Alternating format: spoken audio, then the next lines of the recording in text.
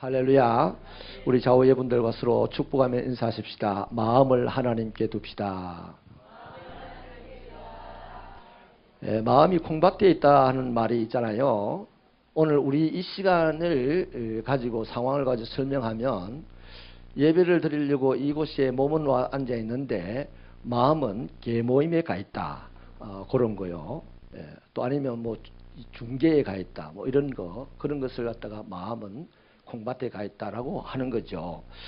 여러분, 마음이 다른 곳에 있는 상태에서 예배를 드리면 그 예배는 그냥 형식에 치우치고 말 것입니다.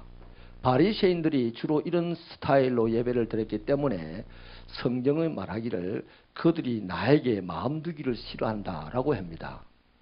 그러니까 우리가 이곳에 앉아가지고 다른 생각하면 하나님에게 마음을 안 주고 우리 마음을 다른 데 두게 되면 하나님은 안 속는 거죠. 나도 속고 우리 다 속아요. 그래서 엉뚱하게 생각을 합니다. 그러나 하나님은 안 속아요. 하나님은 네가 네 마음에 나를 두기를 싫어하는구나. 비록 여기 나와 있지만 체면 때문에 뭔가 앞가림을 해야 되기 때문에 내 앞에 나와 있지만 네 마음은 나에게서 멀구나. 그렇게 말씀하시겠죠.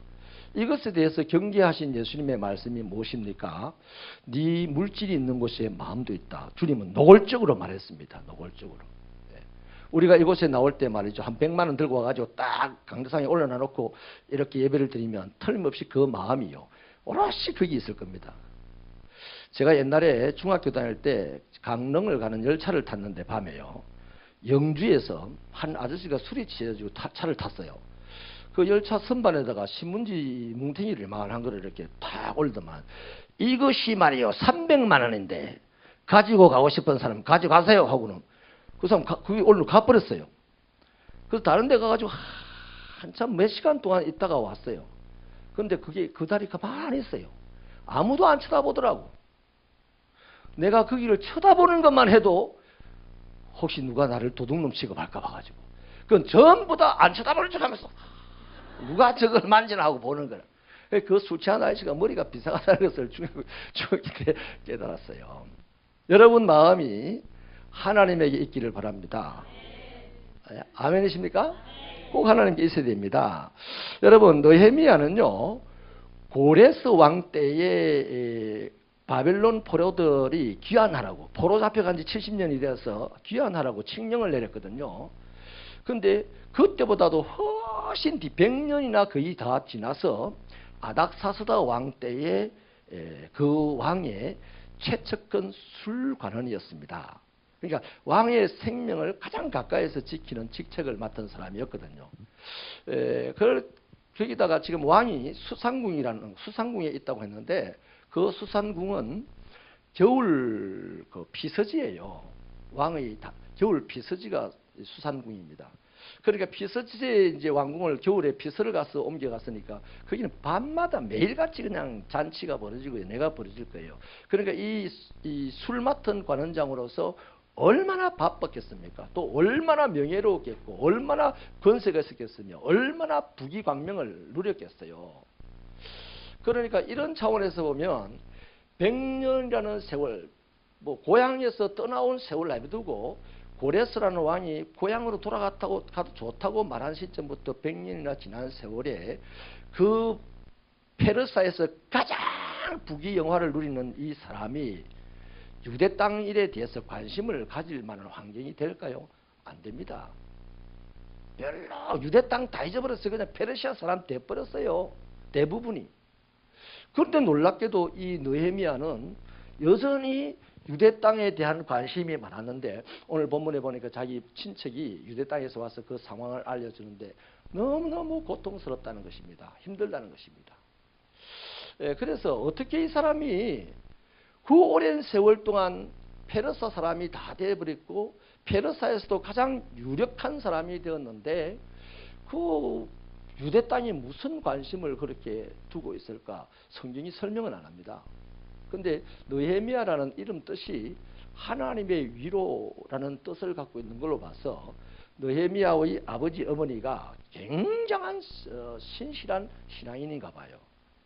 그래서 이 느헤미야를 통하여 느헤미야에게 부모의 신앙을 너무나 절절하게 보여주었고 느헤미야 또한 거기에 입각하여서 자기 고향 땅 소식에 대해서 늘 관심을 가지고 있었다는 것이죠. 자, 여러분, 어찌 보면 느헤미야는 이렇게 아무도 전혀 거기에 대해서 관심도 없고 생각도 가지지 않아도 될 만한 사람인데도 하나님의 나라, 하나님의 백성들의 그 고향 땅에 대한 애착을 가지고 관심을 가지고 있었다. 여러분, 이런 사람들에 의해서 하나님 나라가 끊임없이 세워져 가는 겁니다. 우리 교회도요, 이런 분들에 의해서 교회가 든든하게 세워져 가는 거예요. 잊어버려도 돼요. 교회 일 신경 안 써도 돼요. 그런데 아무도 신경 안 쓰는 교회 일, 거기에 신경 쓰는 그 한 사람 때문에 그 교회는 구멍이 나지 않고 가는 겁니다. 할렐루야. 이런 거를 잘 보셔야 돼요. 마음이 있는 사람, 하나님에게 마음이 있는 사람은 하나님이 사랑하는 곳에 마음을 둡니다. 거기에 애착을 갖습니다. 그런데 하나님에게 마음이 없는 사람은 하나님이 사랑하는 곳에 애착 안 갖습니다. 자기의 입지가 있는 곳에 애착을 갖습니다. 그 만약에 이 느헤미야의 입지가 부귀 영화 권세였다면 하나님의 나라, 하나님의 백성들, 그들의 고통받는다는 것은 쓸모없는 곳이란 말이죠. 자기 인생에 아무런 도움이 안 되는 그곳에 애착을 가질 리도 없고 관심을 가질 리도 없습니다. 찾아오면 야, 오지 마라 오지 마라 막 손사래를 칠 겁니다. 그래서 저는 우리 새벽교 성도들이요, 이 시대의 번영사조와 자신의 풍요에 길들어지지 마시고 자신의 입지에 물들어 가지고 그걸 자꾸만 나는 빨간색이야 나는 파란색이야 하고 드러내지 마시고 하나님에게 마음을 두시기 바랍니다. 하나님에게 마음을 두면 그 마음이 점점 하나님 색깔로 드러납니다. 그러면 나는 A라는 성향이고 저는 B라는 성향인데 A도 B도 하나님을 마음에 두고 살면은 A도 이상하게 하나님 색깔이 나오고 B도 이상하게 하나님의 색깔이 나와요. 그래서 그게 바로 성령의 하나 되게 하신 공동체라는 것입니다. 쉽죠? 다 내려놓으면 간단합니다. 아주 쉬워요. 자, 여러분, 예수님께서 십자가에 죽으셨을 때요, 아리마대의 요셉이라는 사람이 있습니다. 그는 굉장히 부자였고 젊고 유망한 사람이었고 벌써 공회원으로서 고귀한 자였습니다.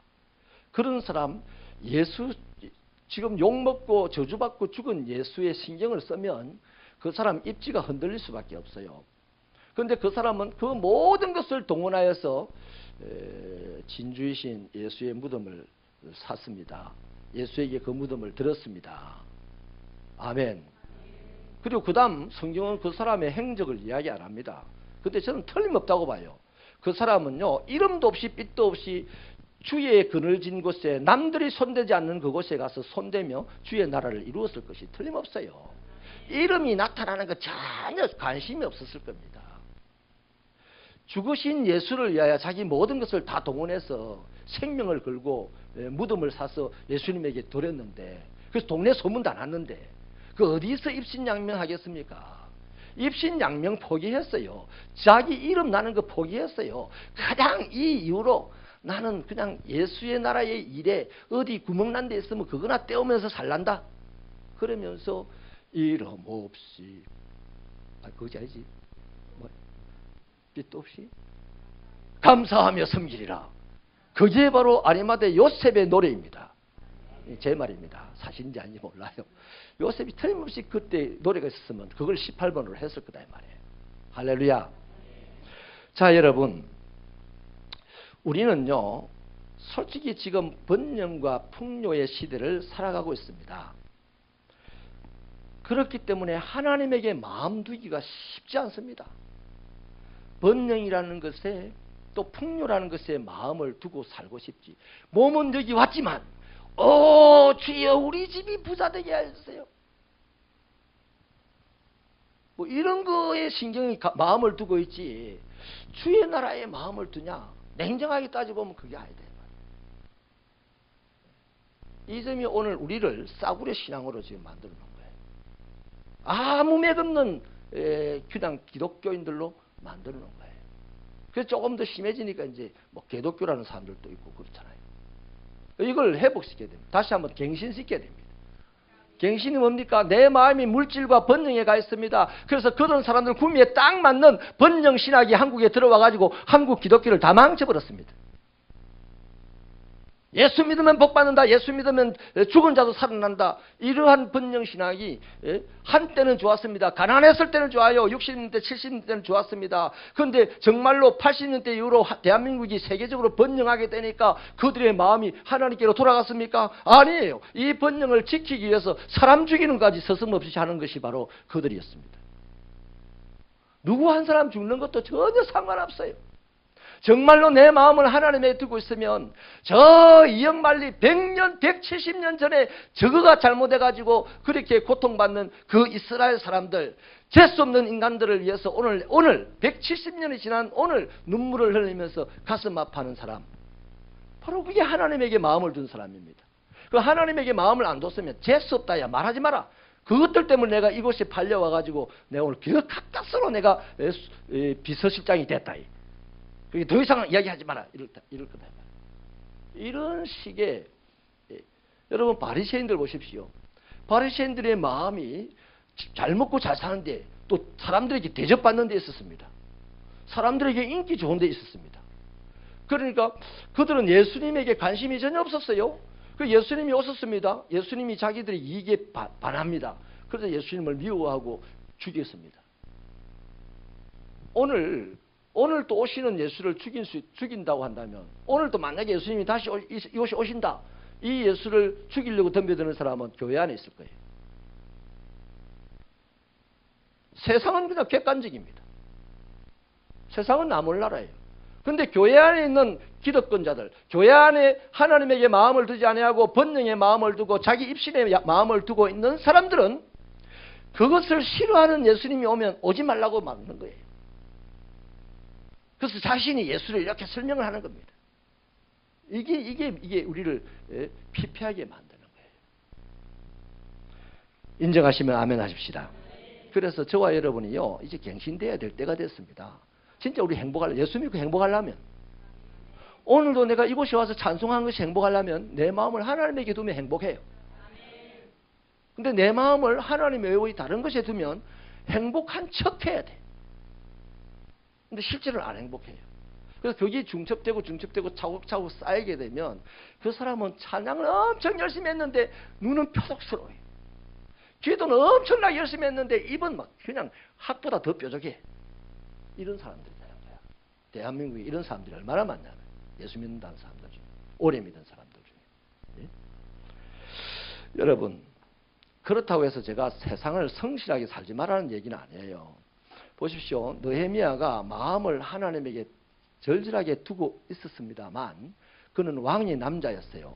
왜 왕의 남자가 됩니까? 세상에서 가장 믿을 만한 삶을 살기 때문에 왕이 자기 최측근에 두고 있단 말이에요. 그 사람은 굉장히 성실했습니다. 그래서 우리도 성실하게 살아야 됩니다. 이 세상을. 사람들이 믿을 만하게 살아야 돼요. 그러나 마음을 어디에 두어야 된다? 우리 사장님에게 두는 게 아니에요. 하나님에게 두어야 됩니다. 내 입지에 두는 게 아닙니다. 하나님에게 두어야 하는 겁니다. 바로 예레미야가 그런 사람이었다는 거예요. 예레미야가 하나님에게 마음을 두었다는 그 증거를 4절에서 보여주는데, 우리 4절 말씀을 함께 읽어볼까요? 시작. 하늘의 하나님 앞에 금식하며 기도하여. 여기 보니까요, 마음을 하나님께 두었다. 그 고향에 170년 전부터 망해버렸고, 또 100여 년 전에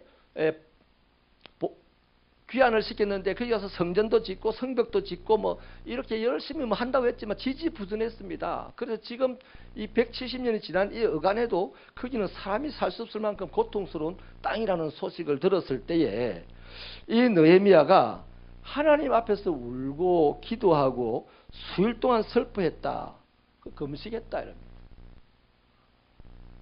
전혀 모르는 척하고 막 성을 내면서 앞으로 내한테 이런 소리 하지 마! 막 이럴 수도 있을 겁니다. 보통은 다 그랬을 거예요. 근데 하나님에게 마음을 두고 있으니까 그 소식을 들었을 때 울고 며칠 동안 슬퍼하고 하나님 앞에 금식하며 기도했다는 거예요. 여러분 6절에는 보니까요, 나와 내 아버지 집이 범죄하여 이렇게 말합니다. 다시 말하면 이스라엘 역사의 문제를 자기 자신의 문제로 오늘 고백을 하고 있어요. 동일시하고 있어요. 내 잘못 아니다가 아니고 내 잘못으로 보고 있다 이 말이에요. 하나님에게 마음을 두니까. 그 다음에 이 몇 절입니까? 마지막 11절에서 보면요, 이렇게 얘기합니다. 오늘 종이 형통하여 이 사람들 앞에서 은혜를 입게 하옵소서. 이 기도로 끝내는 게 아니고요, 행동까지 합니다. 이 사람 앞에서 은혜를 입게 하소서. 이게 뭔 말이냐면 내가 가겠다는 얘기입니다. 그러니까 내가 가려고 하면 이 술 맡은 비서실장의 직책을 내려놔야 되는데, 내가 사표서를 낼 때 왕이 내 목을 안 치고 나를 그냥 보내주게 해달라는, 사표 수리가 되게 해달라는.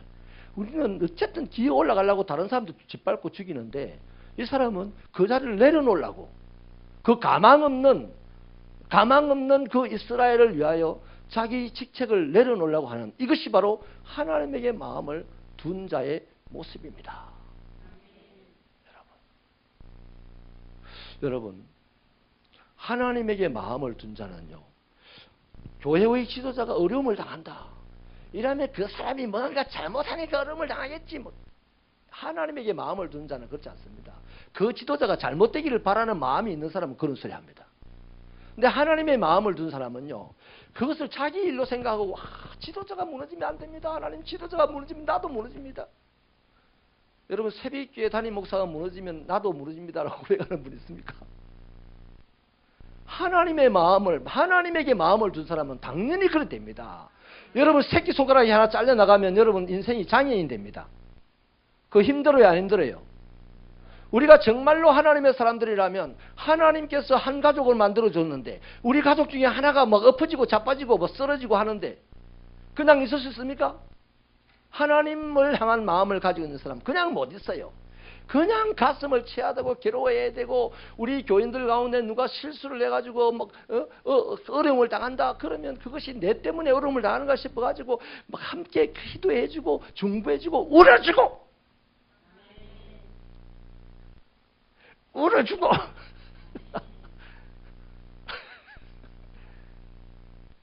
그게 하나님 마음을 가진 사람입니다. 할렐루야. 여러분, 하나님을 향하여서 마음을 가진다는 것이 어찌 보면 우리 신앙의, 신령한 신앙의 출발입니다. 그게 안 되면요, 하나님이 역사하는 신앙 안 돼요. 시작도 안 돼요. 그게 출발입니다. 하나님을 향하여 내 마음을 딱 가지고 있으면요, 하나님의 시각으로 사람이 보이게 되고요, 하나님의 그 청력으로 그 사람의 소식이 들리게 되고 뭐 그러는 거죠. 아멘이십니까? 그래서 여러분, 모든 것을 다 가진 부유한 자가 느헤미야였지만 실상은 그 마음이 가난하였고 그 마음이 하나님을 향하여서 뜨거워 불타올랐습니다. 자, 그래서 사람이요, 무엇을 하고 있는가 하는 것보다도 그의 마음이 어떤가가 더 중요합니다. 그 사람이 목회를 하고 있는가? 그 사람이 장로로 수고하고 있는가? 그 사람이 권사로서 교회 봉사를 하고 있는가? 그것보다도, 뭘 하는가 보다도 그 목사의 마음이 어떤가? 그 권사의 마음이 어떤가? 이것이 훨씬 더 중요합니다. 아멘. 그 마음이 하나님을 향하시기 바랍니다. 그럴 때 하나님과 그 사람이 상통하게 돼. 하나님과 그 사람이 상통하게 되면 그냥 빈천에 차여도 부기를 느끼게 되고, 모든 사람이 조롱하는 그런 상황 속에서도 하나님의 뜨거운 위로를 받게 되고 그래 돼요. 그러면 뭐가 부족한 것이 있겠습니까? 그 사람은 기어이 사람들에게도 인정을 받게 됩니다. 왜? 하나님이 쑥 뽑아서 세우기 때문에. 할렐루야. 그래서 여러분, 이 느헤미야의 기도의 끝이 뭐였습니까? 내가 가겠습니다. 내 생명을 드리겠습니다. 내가 헌신하겠습니다. 그런 거예요. 말씀을 마칠게요. 오늘 느헤미야는 우리에게 질문을 한다면 이렇게 할 겁니다. 여러분 교회에 오셨습니까? 여러분 예수를 믿으십니까? 여러분은 하나님에게 마음을 두고 있습니까? 그렇다면 이렇게 물을 거예요. 여러분 예수를 믿습니까? 여러분의 마음을 지금 하나님에게 두고 있습니까?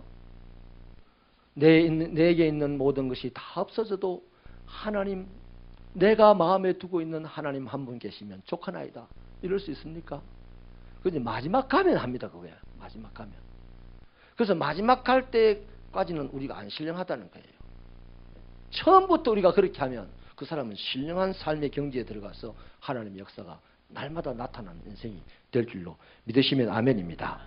여러분, 사랑하는 마음이 있다면 이제 우리는 우리 삶의 현장을 거룩하게 만들어야 됩니다. 그렇게 되지 못하는 것에 대하여서 예수님처럼 통곡해야 돼요. 제가 우리 사위 목사 안수식을 하는 그 서울의 영동교회를 우리 교회보다 한 교회 규모는 한 배로 큽니다. 성도는 1000명 조금 넘는데요. 근데 그 교회에 가서 본 것 중에 참 제가 감동받은 게 하나 있습니다. 의자에 한 줄에 그 각 티슈를 하나씩 다 배치를 해놨습니다. 의자 줄줄이 다 각 티슈를 하나 배치를 해놨어요. 그건 뭐겠습니까? 코 탱탱 풀으라고 해놨겠습니까?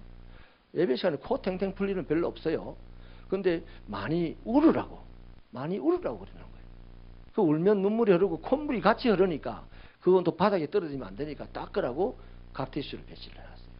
오늘 전국 어디를 가도요, 교회의 휴지 다 사라졌어요. 화장실에만 이만한 휴지 하나 걸어놨습니다.